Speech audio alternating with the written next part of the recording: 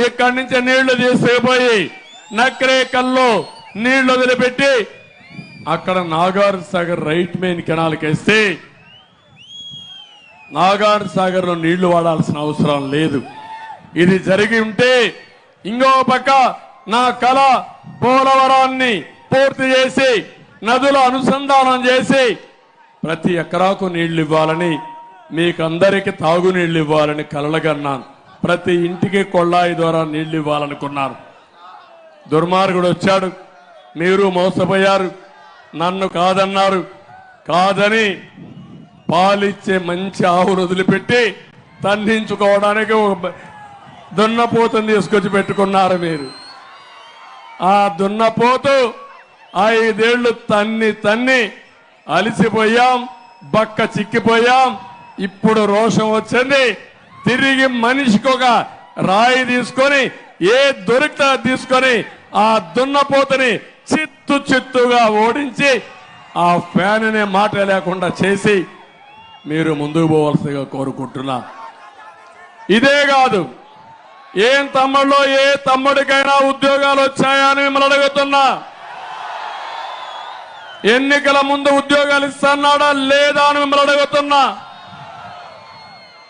Mega DS అన్నాడా లేదా అని అడుగుతున్నా. పెట్టాడా అని అడుగుతున్నా.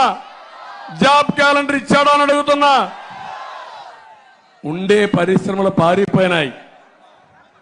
మెడ మీద కత్తి పెడుతున్నాడు, ఉక్కు పాదాన్ని మొక్కుతున్నాడు.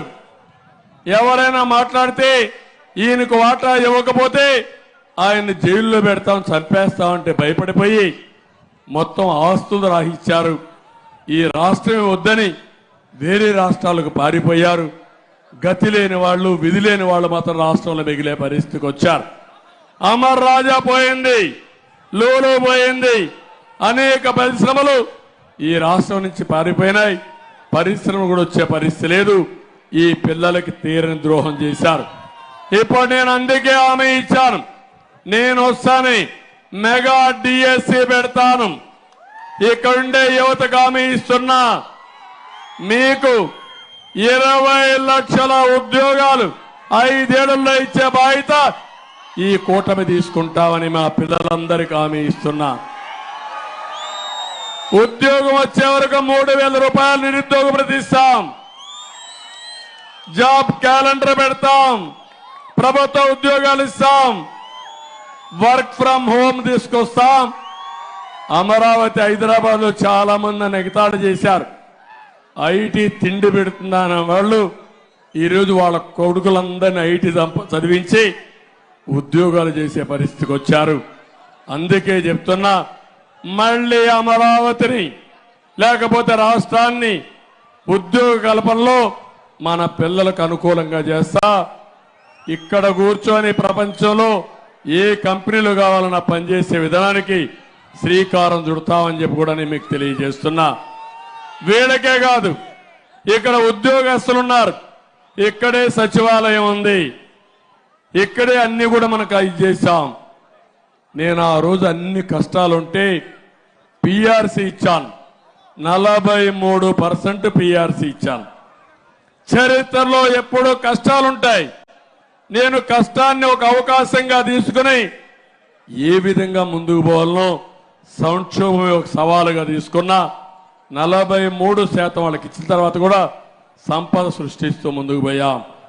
ఈ రోజు మీరు చూడండి, సిపిఎస్ రద్దు చేస్తా అన్నాడు. ఎన్ని హామీలు 1-2 కాదు, పోతూ నువ్వేమడిగినా ఆకాశమే హద్దుగా హామీలు ఇచ్చాడు. ఇప్పుడు అబద్ధాలే హద్దుగా, ఆకాశమే హద్దుగా ఇప్పుడు కూడా మాట్లాడుతున్నాడు. ఇలాంటివన్నీ కూడా చేస్తూ ముందుకు పోయే పరిస్థితికి వచ్చాడు. ఇప్పుడు ఉద్యోగస్తులు పిఆర్సీ ఇవ్వలేదు, డిఏలు లేవు, టీఏలు లేవు, అన్ని పెండింగ్ లో ఉన్నాయి. ఇంట్లో